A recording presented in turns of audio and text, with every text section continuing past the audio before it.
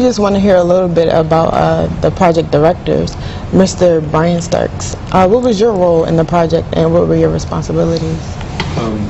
Initially, we use like sports analogies. So Dr. Payne and Brittany Battle and I, we would consider Yasa as the head coach, and we would make an analogy based on football. And she and I served as assistant coaches. So our responsibility as far as being assistant coaches was to make sure that the team was on the ground performing the duties that we were initially organized to instruct. So during this month of 2-month intensive training, some of my responsibilities was to serve as a lecturer. My research interest as a criminologist is specifically in the courts and corrections, focuses on disproportionate minority representation in both of those venues. So one of my responsibilities was to teach the 15 members about the disproportionate minority representation in those courts, in those corrections, and how those decisions are made, and how we all play a part in how this mass incarceration represented by, in particular, blacks.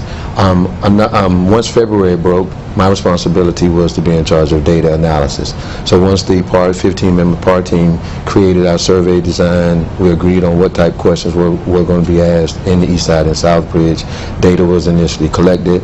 I believe we did maybe a little over 40 interviews. Once that data was collected, we bring back that information, that data, and we send it out to what's called maybe a transcribing company. And they would actually type up the respondents' questions to our interview guide.